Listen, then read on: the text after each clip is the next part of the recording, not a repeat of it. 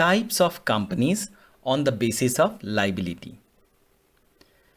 So types of companies on the basis of liability में सबसे पहले कंपनीज लिमिटेड बाय शेयर्स आते हैं. एक कंपनी को जब भी क्रिएट किया जाता है तो उसके कुछ मेंबर्स उसे क्रिएट करते हैं. उन्हें शेयर होल्डर्स भी कहा जा सकता है, जो कोर शेयर होल्डर्स हैं. तो वो शेयर होल्डर्स का लाइबिलिटी जब लिमिटेड होता है और वो लिमिटेड लाइबिलिटी के बारे में मेमोरेंडम ऑफ एसोसिएशन में साफ साफ लिखा रहता है, उसे हम लोग कहते हैं कंपनीज लिमिटेड बाय शेयर्स. तो ये लिमिटेड बाय शेयर्स का पूरा मतलब है कि जब भी एक शेयर के ऊपर जितना भी वैल्यू अनपेड होता है, एक शेयर होल्डर का खाली लाइबिलिटी उतना ही तक सीमित रहता है. It is limited to the amount which is unpaid. So the liability can be enforced during the existence of the company. मतलब ये जो लाइबिलिटी जो शेयर होल्डर्स के पास रह जाता है कंपनी का, वो लाइबिलिटी कंपनी अपने एग्जिस्टेंस में मांग सकती है, या फिर जब वो कंपनी बंद हो जा रही है, वाइंडिंग अप हो जा रहा है कंपनी का, तब वो मांग सकती है. मैंने नीचे यहाँ पे एक छोटा सा एग्जाम्पल दिया है एक शेयर होल्डर के बारे में, तो ये साफ हो जाएगा कि एक लिमिटेड बाय शेयर्स वाली कंपनी किसे कहते हैं.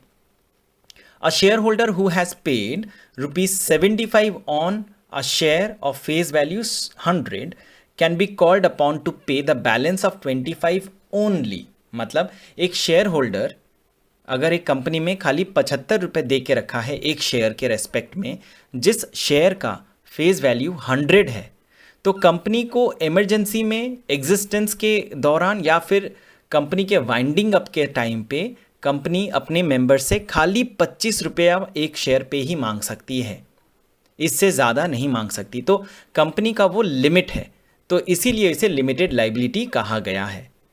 अगर ये जो शेयर है, अगर कंपनी ₹25 से ज़्यादा मांग सकती, तो कंपनी को हम लोग लिमिटेड कंपनी नहीं कह सकते थे, अनलिमिटेड कंपनी हमें कहना पड़ता. So company limited by shares are by far most common and may be either public और प्राइवेट. सो एक कंपनी पब्लिक कंपनी भी हो सकती है जो लिमिटेड बाय शेयर्स है, या फिर वो प्राइवेट कंपनी भी हो सकती है जो लिमिटेड बाय शेयर्स हो. सो हमें यहाँ पे आई होप क्लियर हुआ कि कंपनीज लिमिटेड बाय शेयर्स का मतलब है एक शेयर होल्डर का लिमिटेड लाइबिलिटी रहता है एक कंपनी के रेस्पेक्ट में. जितना पैसा वो एक एक शेयर पे नहीं दिया है, उस शेयर होल्डर का लाइबिलिटी उतना ही अमाउंट तक लिमिटेड रहता है, इसीलिए इसे लिमिटेड लाइबिलिटी कंपनीज कहते हैं. Company on the basis of liability में सेकंड कैटेगरी है हमारा कंपनीज लिमिटेड बाय गारंटी. देखिए, गारंटी का मतलब होता है इन केस ऑफ इमरजेंसी जो बंदा गारंटी दिया है, the person who have given guarantee assurance, वो अमाउंट, वो गारंटी वाला अमाउंट वो पर्सन पे करेगा. तो कंपनी लिमिटेड बाय गारंटी का मतलब होता है यहाँ पे जो भी मेंबर्स हैं, वो मेंबर्स अपने कंपनी के क्रिएशन के समय वो गारंटी देते हैं, और वो गारंटी वो मेमोरेंडम ऑफ एसोसिएशन में लिख के करते हैं कि ये वो अंडरटेक कर रहे हैं कि इन केस कंपनी बंद हो जाती है या फिर इन केस कंपनी को ज़रूरत पड़ती है, तो एक अमाउंट वो मेंबर्स का मेंशन किया हुआ है कि वो गारंटी देते हैं कि ये अमाउंट कंपनी के ज़रूरत के समय वो कंट्रीब्यूट करेंगे. तो इन तरह के कंपनीज को बहुत टाइम पे हम लिमिटेड बाय गारंटी कहते हैं, और जो शेयर होल्डर्स है या फिर जो मेंबर्स हैं, उन्हें कभी कभी ये कंपनीज में गारंटर के पोजीशन में रखा जाता है, guarantors of the company's debt के पोजीशन में रखा जाता है. तो मैं वापस से कहता हूँ, कंपनीज लिमिटेड बाय गारंटी का मतलब है काफ़ी समय में क्या होता है कि कंपनी जो है काफ़ी लेनदारों के दबाव में आ जाता है. तो company have been doing business, and because of those business and undertaking so many risk and losses, company may be under a huge pressure of debt. बहुत प्रेशर होता है उसको लोन्स का, डेट्स का.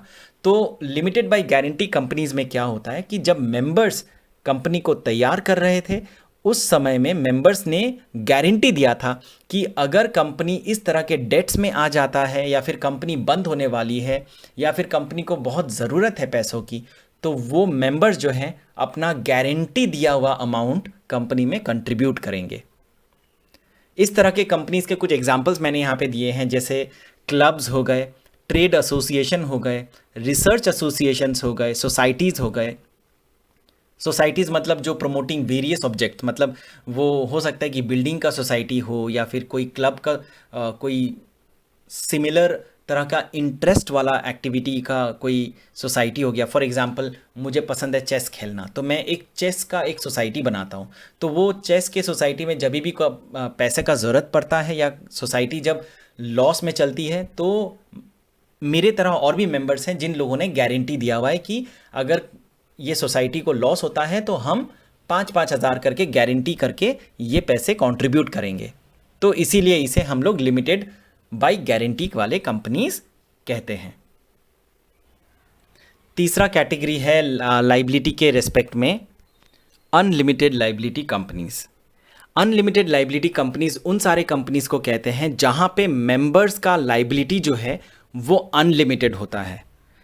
मतलब कंपनी का अगर कोई डेट है, कंपनी का अगर कोई उधार है, तो वो सारे मेंबर्स, उनका कंपनी में जितना प्रोपोर्शन का शेयर है, जितना प्रोपोर्शन का प्रॉफिट वो कंपनी से लेते हैं, उतना प्रोपोर्शन का डेट का भागीदारी वो कंपनी का मेंबर होगा। मतलब अगर एक मेंबर है, सपोज वो कंपनी का 30% शेयर करता है, 30% का मुनाफा वो घर ले जाता है, तो कंपनी का अगर जितना भी लोन हो गया, वो लोन का वो 30% का भागीदारी है। मतलब वो 30% अपने पॉकेट से देगा, अपने घर से देगा, अपने बिजनेस को बेच के देगा, कहीं से भी देगा, लेकिन वो 30% उसको लोन का देना ही पड़ेगा।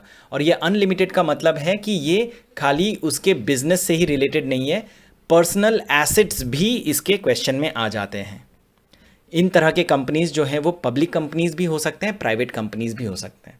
सो वापस से एक बार हम लोग देख लेते हैं कि अनलिमिटेड कंपनीज मतलब companies who do not have a limit on the liability of its members.